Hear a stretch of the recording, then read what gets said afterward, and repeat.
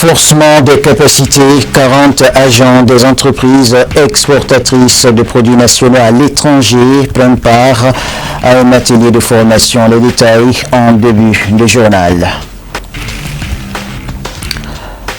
Transfert des compétences et des ressources de l'État aux collectivités territoriales dans le domaine de l'emploi et de la formation. C'est l'objet d'un atelier de formation à l'initiative du ministère de l'Entrepreneuriat national, de l'emploi et de la formation professionnelle. À suivre également dans ce tour d'horizon de l'actualité.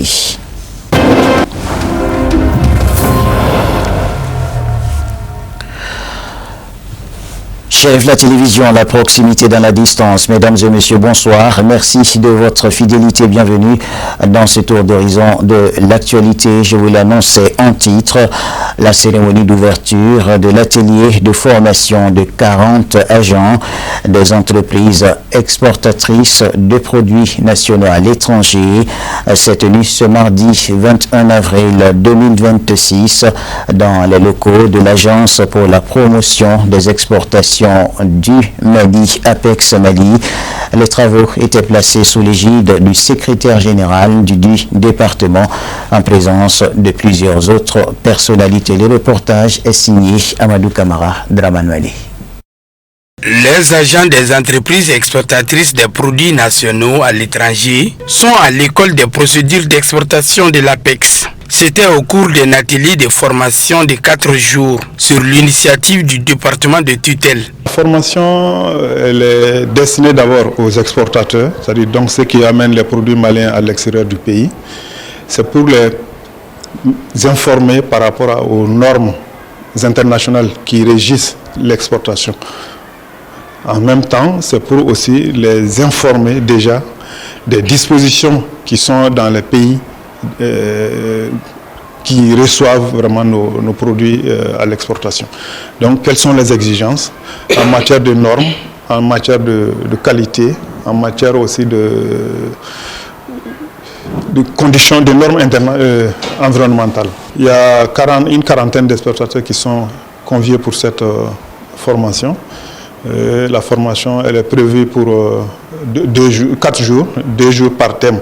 Donc moi je vais intervenir au niveau de la 3e journée pour les 2 jours restants.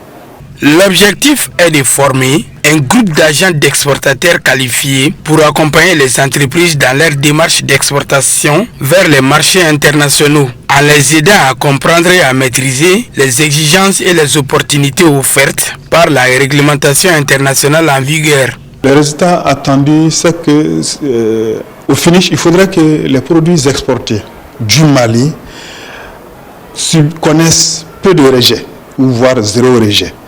Parce que tout de suite, à l'ouverture, le secrétaire général du ministère de l'Industrie et du Commerce a évoqué que la mangue malienne est rejetée au niveau du marché de l'Union européenne. Donc si les producteurs, les exportateurs venaient à respecter les normes qui seront diffusées en salle, ça va vraiment nous épargner ces différents cas de rejet. Donc c'est pour que l'exportateur soit outillé, qu'il connaisse vraiment quelles sont les exigences des marchés internationaux pour que je puisse exporter tranquillement mon produit sans souci de rejet et que le produit exporté aussi soit présentable au niveau international pour le bonheur du produit et du peuple malien. À travers cette initiative, l'APEX réaffirme son engagement à promouvoir la compétitivité des produits maliens sur les marchés internationaux et à contribuer activement au développement économique du Mali, car il s'agit d'une étape cruciale pour renforcer les compétences locales et créer un réseau de formateurs capables de multiplier les connaissances au sein des entreprises maliennes exportatrices. De l'emploi et de la formation organisée. Le second titre de ce journal, le ministère de l'entrepreneuriat national, de l'emploi et de la formation professionnelle, de concert avec son partenaire allemand, a lancé ce mardi 21 avril 2026 un atelier de 3 jours consacré au partage et à l'appropriation du recueil des textes législatifs et réglementaires relatifs au transfert des compétences et des ressources de l'État aux collectivités territoriales dans les domaines de l'emploi et de la formation. Organisé au siège du département, cet atelier vise à permettre aux différents directeurs régionaux de s'approprier ces textes afin de les relayer à leur tour auprès des personnes ressources pour une meilleure mise en œuvre des réformes engagées, suivant les propos recueillis par Mamadou Ben Cherif Soumanou et Samba Traoré. Avec une grande satisfaction que je préside au nom de Madame le ministre, ce matin, l'atelier de partage de l'appropriation de recueil des textes législatifs et réglementaires relatifs au transfert de compétences et de ressources de l'État aux collectivités territoriales en matière d'emploi et de formation professionnelle. Permettez-moi tout d'abord de saluer la qualité de la coopération entre le Mali et l'Allemagne, ainsi que l'excellente collaboration entre mon département, le département de l'entrepreneuriat national de l'emploi et de la formation professionnelle, à travers la Direction nationale de la formation professionnelle et le projet renforcement de la participation socio-économique des déplacés internes, des réfugiés et des communautés hautes vulnérables du Mali. Mesdames et messieurs, sous la haute présidence de son Excellence, le général d'armée Assimi Goïta, président de la transition, chef de l'État, et sous le leadership du général de division Ablaye Mega, Premier ministre, chef du gouvernement, la promotion de l'éducation et de la formation et de l'insertion professionnelle figure au rang des priorités nationales. Cet engagement est affirmé à travers l'axe numéro 4 de la vision Mali-Kouranieta Sira relatif au renforcement du capital humain et à la création d'emplois décents. Il est également consolidé par la décision du chef de l'État de faire de l'année de l'éducation et de la culture les années 2026 et 2027. Le transfert de compétences en matière d'emploi et de formation professionnelle constitue un tournant stratégique majeur dans le processus de décentralisation. Cette dynamique vise à donner aux collectivités territoriales les moyens d'identifier leurs potentialités, de valoriser leurs ressources et d'appuyer et d'apporter des réponses adaptées aux besoins économiques et sociaux de leur population. Cependant, malgré l'existence d'un cadre législatif relativement riche en matière d'emploi et de formation professionnelle, les acteurs locaux, notamment les élus et les services techniques, ne disposent pas toujours d'outils pratiques leur permettant d'accéder facilement aux textes de référence. Cette situation peut constituer un frein à la pleine appropriation des compétences transférées.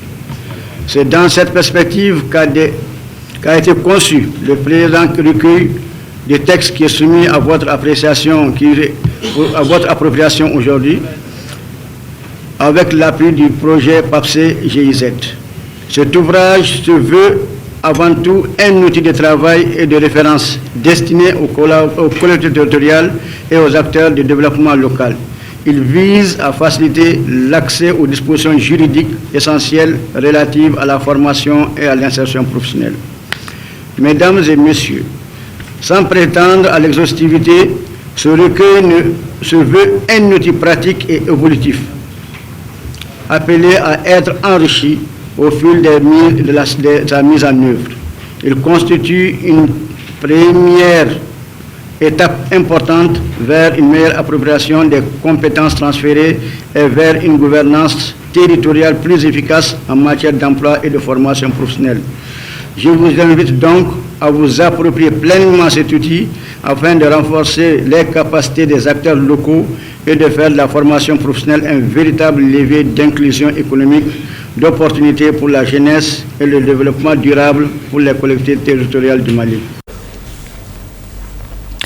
L'actualité nationale sur un tout autre plan, la gestion des déchets dans le district de Bamako demeure un enjeu majeur entre croissance démographique exponentielle et insuffisance d'infrastructures. Les autorités peinent à faire face à l'accumulation des déchets. On en sait plus dans ce reportage signé Abdul Karim Sako Boubacar Traoré. Ce n'est pas rare de voir dans les rues de la capitale Bamako les tas d'ordures s'accumuler, dégageant des odeurs nauséabondes et servent de repère pour certains insectes et animaux errants. Cette triste réalité peut être cause de maladies graves pour la santé humaine. Les groupes d'intérêt économique communément appelés GIE, qui en collaboration avec les mairies sont chargés d'évacuer les ordures des ménages pour les acheminer au dépôt de transit, sont entre le four et le moulin à cause du manque de dépôt de transit. La toute première difficulté, c'est le dépôt de transit. Donc, actuellement, avec la spéculation frontière, tu vois, il se pose un problème énorme, tu vois, en termes de dépôt de transit. Donc, il faut que nous amenions les ordures jusqu'à des coins très très reculés. De la distance est longue à parcourir pour aller déverser les ordures. Bon, en termes de l'aéroport, qui est une zone aéroportière, étant une zone interdite, maintenant, lorsqu'on doit amener les déchets au niveau de l'aéroport, et tu vois, donc on a affaire aux agents aussi, une soudure de l'argent. Donc c'est à fait que certains choisissent la longue distance. La mairie est bien au courant. Une fois même, on est allé envoyer la devanture de la mairie avec des camions chargés en déchets et tout ça. Mais il n'en fait rien. La précollecte, qui est la mission principale de la mairie, est confiée au GIE par un système de contrat. Donc, il exige au GIE de ramasser à une fréquence de 2 fois par semaine, au moins. Donc, ça, c'est enlever des concessions vers les ménages. L'acte, voilà, au GIE. Voilà, ça c'est le premier acteur. Le deuxième acteur, ça c'est la mairie du district qui a la charge d'enlever les déchets des dépôts de transit pour les amener au niveau du site de traitement qu'on appelle la décharge. Décharge contrôlée et qui est dans le site qu'on connaît pour Bamako est Noumbou. Malgré que ce site a d'énormes difficultés pour recevoir les déchets de Bamako, parce qu'au niveau de cette décharge, il n'y a qu'une seule cellule qui peut contenir à peu près 400 000 mètres cubes de déchets par an. Et à Bamako, il y a plus de 600 000 mètres qui sont produits par an. Donc voilà la nécessité de trier les déchets et de les valoriser pour pouvoir donner une vie à la décharge. Plusieurs facteurs expliqueraient cette situation, notamment l'insuffisance des moyens logistiques, le manque de sensibilisation des populations et l'urbanisation rapide. Toutefois, l'arbre ne doit pas cacher la forêt. Il est du devoir des pouvoirs publics de mettre tout en œuvre pour trouver des solutions adaptées et durables afin de préserver la santé publique. En toute réalité, j'invite les autorités à appliquer la rigueur, parce qu'il faut qu'ils s'impliquent rigoureusement, parce que les autorités sont absentes. Vraiment, il y a une absence des autorités qui se fait sentir. L'État doit s'assumer. Construire des dépôts de transit. Construire au moins pour Bamako. 2 décharges. Une décharge rive droite, une décharge rive gauche. Bamako a à peu près 3000 tonnes de déchets solides par jour. 3000 tonnes de déchets solides qui viennent des ménages, qui viennent des marchés, des gares routières. Et donc, les grands producteurs, donc ça veut dire que la quantité de déchets produits par jour à Bamako, ça fait environ les 3000 mètres cubes par jour. La gestion des déchets passe par une meilleure organisation de la collecte, le recyclage et l'implication de tous les acteurs. Autrement dit, autorités et citoyens sont appelés à unir leurs efforts pour préserver l'environnement et la santé des populations. À quelques semaines des examens de fin d'année, les acteurs de l'école se mobilisent pour la réussite des différentes sessions, notamment celle du baccalauréat. Mais d'ores et déjà, l'épineuse question du choix de filière après l'obtention du baccalauréat se pose entre élèves, parents d'élèves et administration scolaire. Notre rédaction s'est intéressée au sujet dans ce dossier que je vous propose de suivre. Après plusieurs mois d'études, Ramata, Issa et leurs camarades seront soumis dans quelques jours aux épreuves du baccalauréat malien. Mais quelle filière choisir après l'obtention du bac? C'est la question essentielle pour réussir son cursus académique et se tailler une place sur le marché de l'emploi. Si certains ont déjà fait leur choix, beaucoup restent indécis. Bon, après le bac, je voudrais faire droit. Comme je fais déjà la TLM, je voudrais faire droit pour devenir avocate, éviter l'injustice, pour défendre la justice, quoi. Avoir un équilibre entre chaque citoyen. J'ai parlé à ma famille, ils m'ont conseillé, mais le choix me revient, quoi. Précisément, je voudrais faire la pharmacie chimique. La pharmacie chimique est la branche de la chimie dédiée à l'étude des médicaments. Dans les différents établissements, l'administration scolaire s'implique comme il se doit pour aider les futurs bacheliers à opérer un choix judicieux. Aujourd'hui, nous rencontrons un taux de chômage très élevé au Mali aujourd'hui. Donc, notre soutien aux élèves, c'est de les sensibiliser, de parler avec eux, de discuter succinctement avec eux et surtout avec l'appui de leurs parents. Ce qu'il faut faire, quel choix, quelle filière il faut choisir après le bac, ce qui va déterminer également leur avenir. C'est le cas également au groupe scolaire Toubakoro Alassane Doucouré. Ici, en plus des cours ordinaires par série, un module est dédié à l'orientation des élèves. L'État nous autorise à faire des formations dans ce sens qu'on appelle chez nous le projet personnel. Ce n'est pas dans le programme, l'État nous laisse l'attitude aux écoles pour accompagner les enfants. Et surtout, nous sommes aussi en partenariat avec un club autodidacte aussi, qui est le responsable même du groupe qui s'occupe de tout ce qui est aspect formation à ce niveau, qui va permettre à nos apprenants surtout de savoir, après le bac, je dois aller faire soit l'université, si je vais devenir docteur, quelle université je dois choisir. Si je vais devenir enseignant, qu'est-ce que je dois choisir. Donc on les apprend depuis la 10e année, 11e, arrivé au niveau de la terminale, ça trouve qu'ils sont déjà préparés. Outre les établissements publics de formation, les universités privées s'attellent elles aussi à assurer une formation de qualité aux étudiants. Comme vous l'avez si bien dit, aujourd'hui le marché de l'emploi est vraiment saturé et on n'a pratiquement plus besoin de ceux-là qui sont bons, mais plutôt ceux-là qui sont excellents. Donc pour cela, notre université offre un éventail de formations dans le domaine de la science, de l'économie et de la gestion et de la technologie également. Et il y a ce qu'on appelle la science juridique, politique et de l'administration. Et il y a les lettres et l'art et les arts. Il y a la science de l'homme et de la société également. Et nous évoluons dans ces domaines et nous proposons ces formations aux élèves en tant que tels. Une panoplie de filières porteuses pour garantir un emploi décent aux apprenants à la fin de leur formation. C'est la mission que s'assigne également le groupe Université Gemini Management International. L'étudiant ne doit pas avoir un diplôme et chômer. C'est vraiment très grave. C'est un drame pour les parents, c'est un drame pour la nation, c'est un drame pour l'individu. C'est pour ça que nous avons, choisi d'abord des filières porteuses économiquement, technologiquement, n'est-ce pas, socialement aussi. À Gemini, nous avons 3 groupes de filières porteuses. Pour ne pas chômer, pour ne pas rester à la maison, pour ne pas choquer les parents. Alors, nous avons les filières techniques industrielles. Les filières techniques industrielles sont composées de mines, pétrole et énergie, avec vraiment l'appellation mine et pétrole, qui sont vraiment enseignées en théorie comme en pratique, avec nos partenaires liés qui sont dans les régions. Puis nous avons le génie civil, combien utile pour les constructions. Après le génie civil, nous avons l'énergie solaire et le développement durable. Combien de fois on a besoin d'énergie? On les forme, ils installent les panneaux solaires, autant pour tout ce qui est domestique que tout ce qui est agricole. La filière agroalimentaire, le Mali, notre grand pays, est un pays d'agriculture. 2 millions de kilomètres carrés cultivables.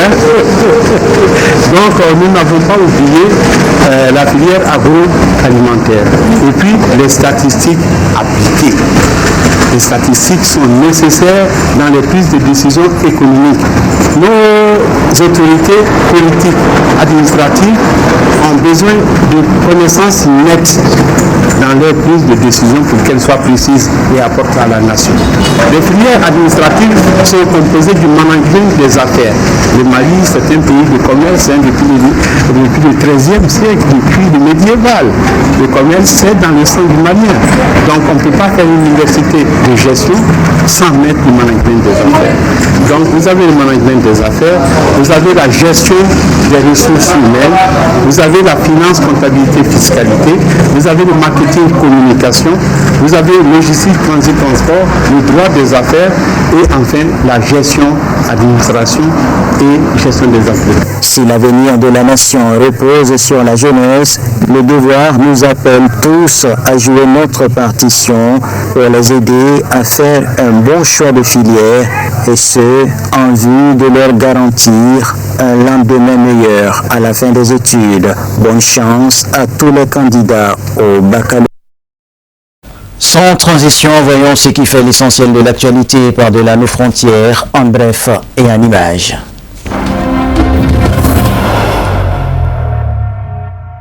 Le ministre togolais des Affaires étrangères Robert Doucet a réaffirmé la position de son pays vis-à-vis des États du Sahel, membres de l'Alliance des États du Sahel, lors d'une réunion de haut niveau consacrée à la nouvelle stratégie du Togo pour la région, tenue samedi à Lomé. Togo Sahel 2026 à 2028 s'articule autour de 5 piliers structurants, notamment le dialogue politique avec l'AES, la coopération régionale et internationale, la lutte contre le terrorisme, la coexistence pacifique, et le renforcement de l'intégration économique régionale. Ces axes constituent la colonne vertébrale de l'approche togolaise dans un contexte marqué par l'instabilité sécuritaire et la recomposition diplomatique au Sahel.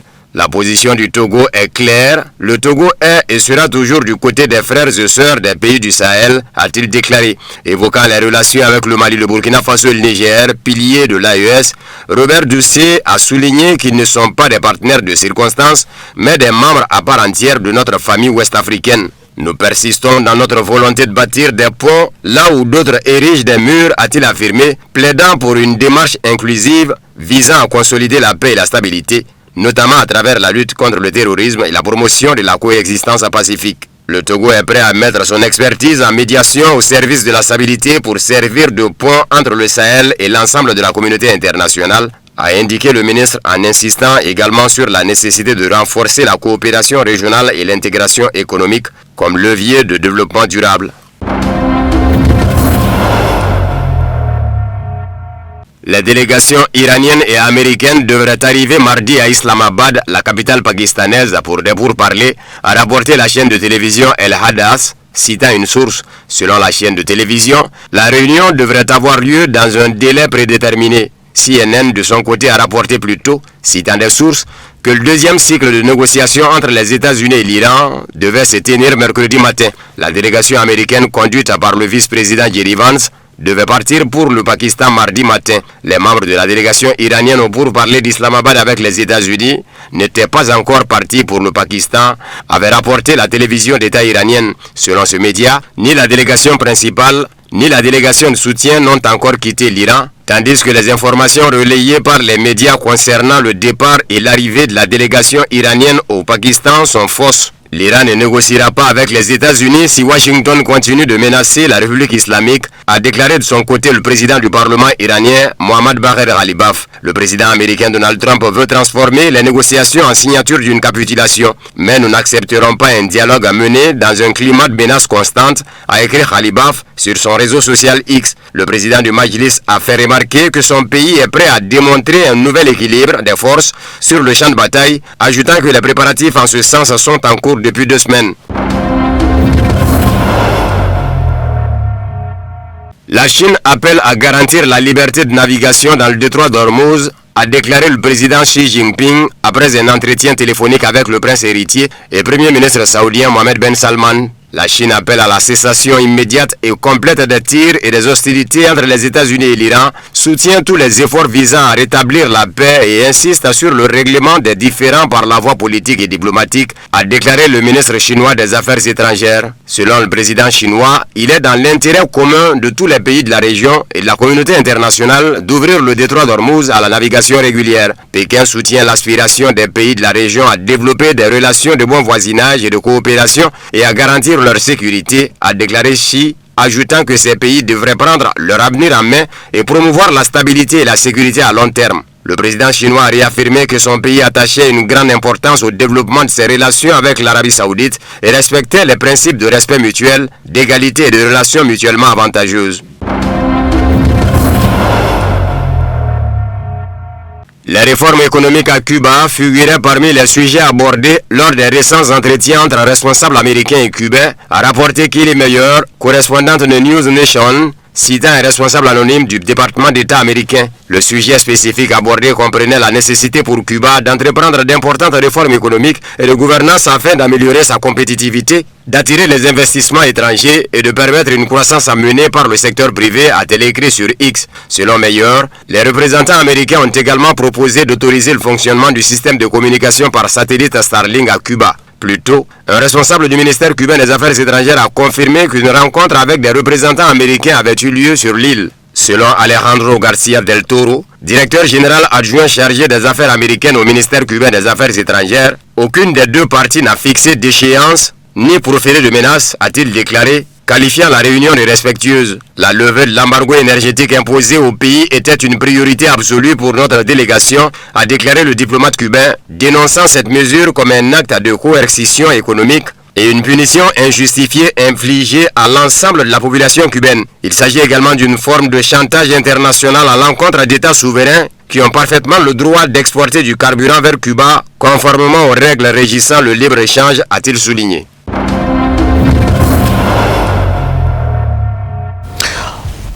Voilà qui met fin à cette édition d'information. Merci à vous de l'avoir suivi. Bonne suite de programme sur nos antennes. Bonsoir.